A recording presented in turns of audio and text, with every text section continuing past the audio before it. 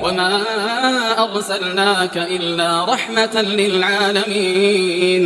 Wanifidina azani Allah wa iyyakum. Untuk detailnya terkait dengan istri-istri, berlaku adil pada istri-istri, kita akan masuk pada bab selanjutnya, yaitu bab tentang poligami.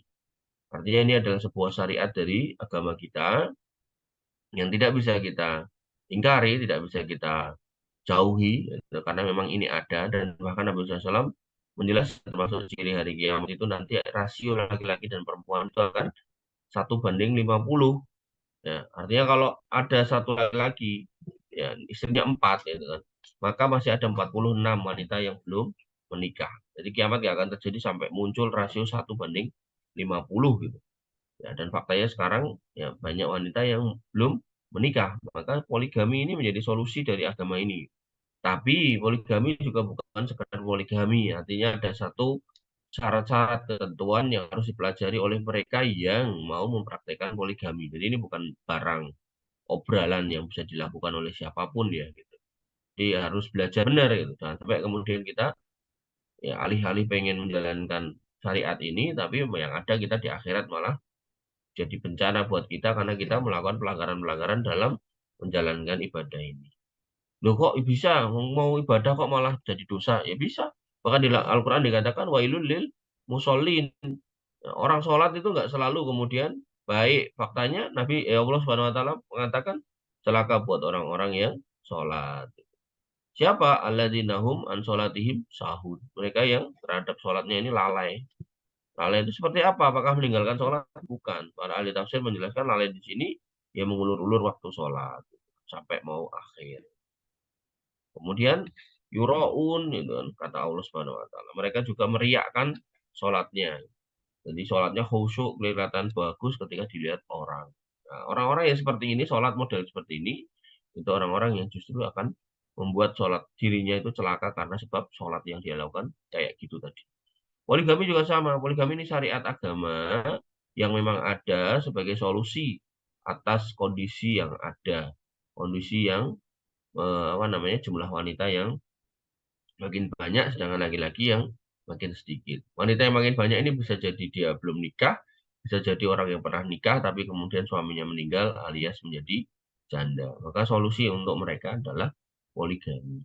Nah, tapi pelakunya dia harus paham apa syariat agama ini tentang poligami. Baik, nah, kita mulai aja. Bagi yang ada pertanyaan silakan dikirimkan ke kolom chat. Kembali kita mulai di bab poligami. Poligami disyariatkan di dalam Islam sebagaimana firman Allah Subhanahu wa taala, "Fankihu ma taba lakum minan nisa'i masna wa thulatha wa ruba." Maka nikahilah wanita-wanita lain yang kalian senangi 2, 3 atau 4 ya. Jadi kita diperintahkan untuk menikahi wanita-wanita yang kita senangi. Artinya ada proses, kemarin kita udah jelaskan ya, ada proses nador, ada proses ta'aruf gitu kan. Ya, ada proses khidbah. Tahapan-tahapan ini diharapkan agar orang ini ketika konsisten berarti memang dia senang banget gitu untuk menikahi wanita tersebut. Nah, maka Allah Subhanahu wa taala mengatakan nikahi 2, 3 dan 4 kalau emang mampu. Ya, hendaknya seorang muslim dan muslimah menerima ketetapan syarat poligami dengan lapang dada. Jadi kita sebagai seorang muslim nggak boleh ya menentang syariat ini. Soal saya belum siap itu lain cerita. Tapi kalau kemudian kita mengatakan ini syariat sudah nggak berlaku, wah, ini nggak boleh ya. Bisa kafir kita dengan kata-kata itu. Allah Subhanahu wa taala berfirman, "Makana li mu'minin wala mu'minatin idza qadallahu wa rasuluhu amran."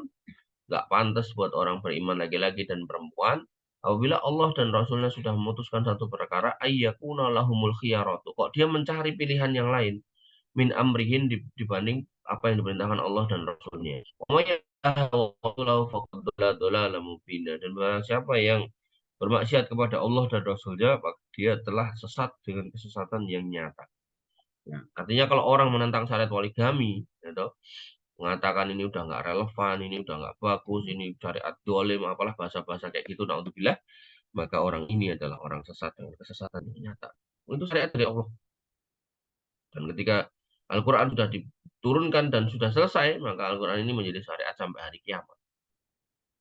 Kemudian karena seorang mukmin dan mukminah adalah orang yang mengimani seluruh isi Al-Quran, maka mereka mengimani juga tentang ayat poligami sebagaimana mereka mengimani ayat tentang pernikahan.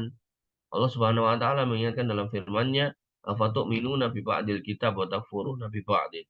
Ini kelakuan orang-orang ahli kitab nih, di mana mereka kemudian mengambil ayat yang disenangi dan membuang ayat yang nggak disenangi. Nah, maka kita dilarang untuk mencontoh sikap seperti itu. Allah menyindir atau menanyakan, apakah kalian itu mau ngambil sebagian, beriman pada sebagian, dan mengingkari sebagian yang lain. Tentu kita enggak seperti itu. Artinya kalau ada perintah untuk nikah ya di situ juga ada perintah untuk poligami, maka ya kita imani perintah poligami. Cuman kalau untuk melakukannya kita butuh apa namanya syarat-syarat kriteria dan seterusnya. Dan sebaik-baik umat ini adalah yang banyak istrinya. Nah, berkata Ibnu Abbas radhiyallahu anhuma, fatazawwaj, maka nikahlah fa inna khaira hadhil ummah aktsaruha nisaan. Maka yang terbaik dari umat ini adalah yang paling banyak istrinya. Ini menurut Ibnu Abbas ya. Yang pendapat Ibnu Abbas ini ya bisa bisa pas, bisa enggak gitu. Ini adalah sahabat ya, murid Nabi Shallallahu alaihi wasallam. Orang yang belajar langsung dari Nabi SAW. Artinya perkataan-perkataan seperti ini tentu lahir berdasarkan pemahaman beliau dari hasil interaksi dengan Nabi Muhammad Shallallahu alaihi wasallam. Hukum asalnya berarti istrinya banyak itu baik. Hukum asalnya, hukum awalnya. Tinggal bagaimana cara prakteknya. Nah, tapi sebelum sampai ke situ, demikian yang bisa kita sampaikan dan kita diskusikan. Kurang lebih mohon maaf. Assalamualaikum warahmatullahi wabarakatuh. Assalamualaikum warahmatullahi wabarakatuh.